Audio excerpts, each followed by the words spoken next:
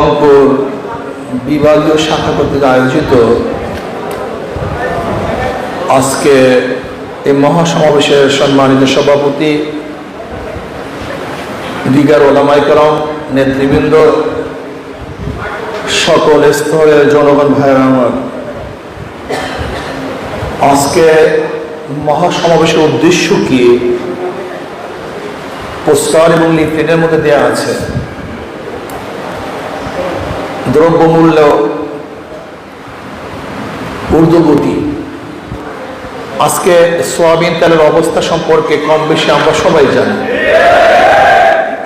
চালের অবস্থা জানি, ডালের অবস্থা জানি, পেঁয়াজ, রসুন, হলুদ, মরিচ কেনাকাটার যা প্রয়োজন সব কিছুর দামই ঊর্ধ্বগতি। কোনো জিনিসের দামই নিম্নগতি নয়। হ্যাঁ, তবে নিম্ন গতি একটা জিনিস আছে, মানুষের রক্ত, খুন সবচেয়ে সহজ। আর চুরি, ডাকাতি, লুটপাট হলো খুবই সহজ, কিন্তু নিত্য প্রয়োজনীয় দ্রব্য ক্রয় করা মানুষের জন্য খুবই কঠিন হয়ে যাবে। এর কারণটা কি? সব সিন্ডিকেট, সব কন্ট্রাক্ট, বড় বড় ব্যবসায়ীদের সাথে দলের কন্ট্রাক্ট থাকে, নেতাদের সাথে কন্ট্রাক্ট থাকে। ব্যাস, ব্যবসায়ীরা বলে যে আমরা এই দাম বৃদ্ধি করব, এত পার্সেন্টেজ তোমাদেরকে দেব। এক একটা মালের উপরে কয়বার ভ্যাট দিতে হয় আপনারা জানেন? একবার যখন ঢুকে দেশে তখন ট্যাক্স ভ্যাট দিতে হয়, যখন মিলে ঢুকে বোঝেন নাই যে ইম্পোর্টার থেকে যখন মিলওয়ালারা কিনবে সেখানে ভ্যাট ট্যাক্স দিতে হয়। আবার যখন মাল বের হবে তখন সেখানে ভ্যাট ট্যাক্স দিতে হয়। আবার যখন ক্রয় করবে তখন ভ্যাট ট্যাক্স দিতে হয় একই মালের উপরে। আপনারা জানেন না একই মালের উপরে কতবার ভ্যাট ট্যাক্স দিতে হয়। সার বৃদ্ধি, কারেন্টের ইউনিট বৃদ্ধি, তৈলের দাম বৃদ্ধি, তখন দাম উৎপাদন করতে খরচও বেশি, দামও বেশি। সব ইচ্ছে করলে সরকার নিয়ন্ত্রণ করতে পারত, কিন্তু সরকারের মাথা ব্যথা সেই দিকে নেই। সরকারের মাথা ব্যথা হলো বিরোধী দলকে কিভাবে দমন করা যায়, জেলে ঢুকানো যায়, খুন করা যায়, গুম করা যায়, আর সরকারি দল লোকদের পেটকে কিভাবে ভরা যায়। আজকে প্রথম আলো পত্রিকায় দেখেছেন আওয়ামী লীগের মহাসচিব আব্দুল কাদের সাহেব, ওবায়দুল কাদের সাহেব বক্তৃতা করেছেন। আওয়ামী লীগ করে অনেকে হাজার হাজার কোটি টাকা পাচার করেছে। দুর্নীতিবাজ। আজকে দেশের গরিবের টেনশন কার মধ্যেই নেই, গরিবের চিন্তা কার মধ্যেই নেই। অবস্থাটা কিভাবে দাঁড়ালো? কোন এক দেশে দুর্ভিক্ষ লাগার পরে রানী বলতেছে রাজাকে, দুর্ভিক্ষ কি এত পর্যায়ে পুষছে যে জনগণ কি দুবেলা পোলাও খেতে পারে না? দুবেলা পোলাও কি খেতে পারে না জনগণ? রানী তো জানিই না যে দুর্ভিক্ষ কি জিনিস, কাজে পোলাও কি খেতে পারে না? এত দুর্ভিক্ষ। যারা সরকারি দল করে, যারা সরকারে আছে, তাদের তো হাজার হাজার কোটি টাকা, টাকার কোনো অভাব নাই। তারা জানিই না মালের এত দাম, এত প্রয়োজন, মাল এত দুর্লভ মূল্য হয়ে গেছে। অথচ জনগণ কি অবস্থায় আছে যা চিন্তাও করা যায় না। কাজে আমি সরকারকে বলবো, যদি আপনি দ্রব্যমূল্যের ঊর্ধ্বগতিকে নিয়ন্ত্রণ করতে না পারেন, তাহলে জনগণ বাধ্য হয়ে আপনাকে নিয়ন্ত্রণ করবে। উপায় নেই। যেরকম শ্রীলঙ্কার জনগণ বাধ্য হয়ে সে দেশের সরকারকে নিয়ন্ত্রণ করেছে, বাংলাদেশের জনগণ বাধ্য হয়ে আমাকে নিয়ন্ত্রণ করবে।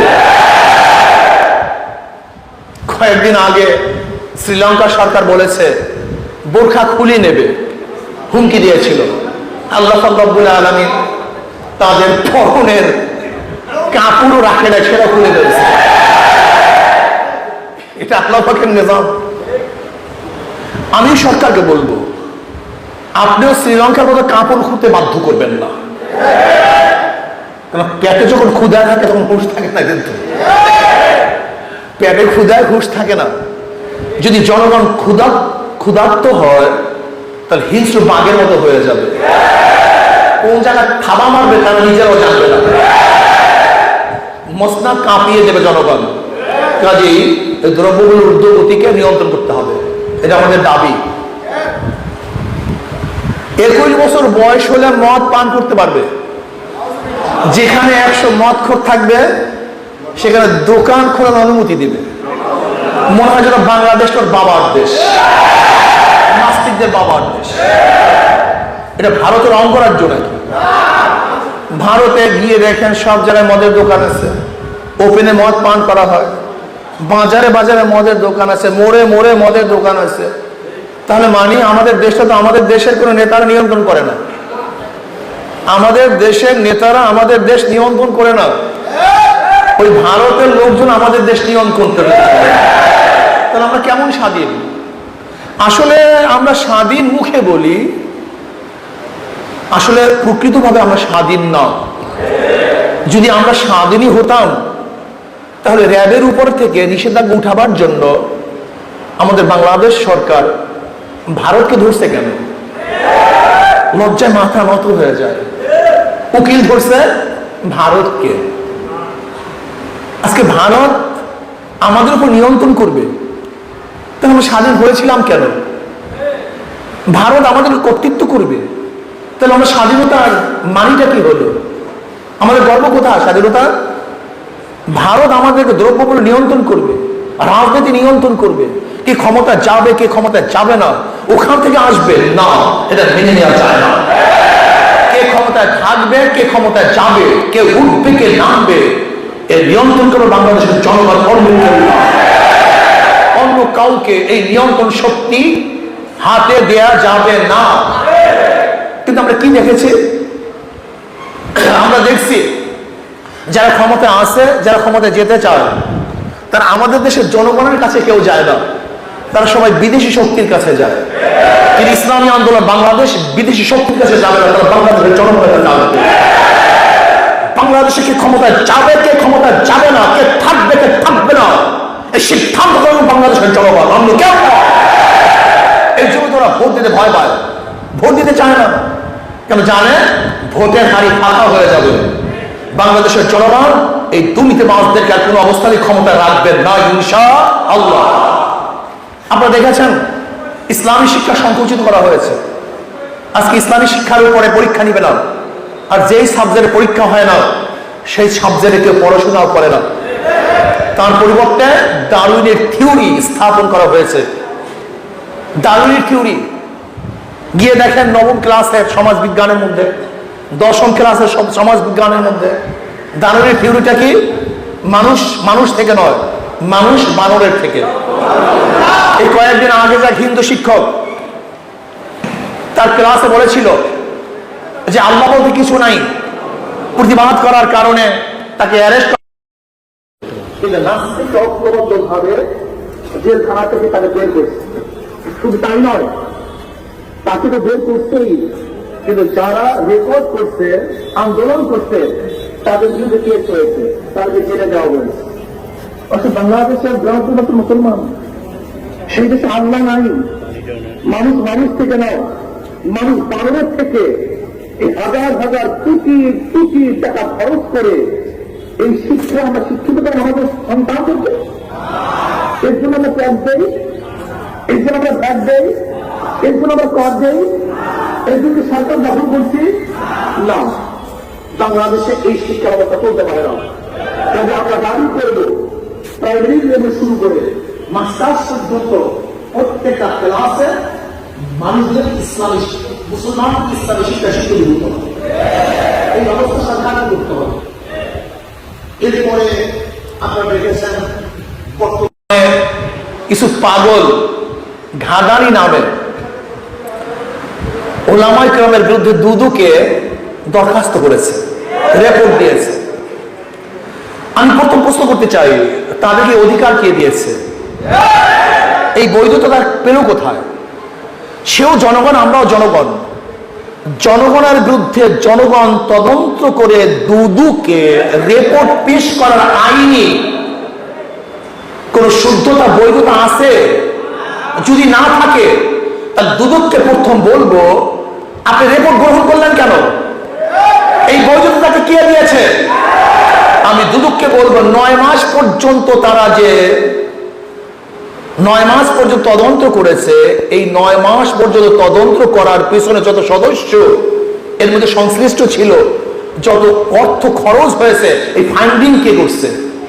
এই অর্থ কে দিছে? এই টাকা কোথা থেকে আসছে? এর উৎস কোথায়? কারাই টাকা ফান্ডিং করেছে? টাকা কে দিয়েছে? উৎস খোঁজ করুন। বিদেশি শক্তি দেশকে ধ্বংস করার চক্রান্ত করতেছে, ইসলাম মুসলমানকে ধ্বংস করার চক্রান্ত করতেছে।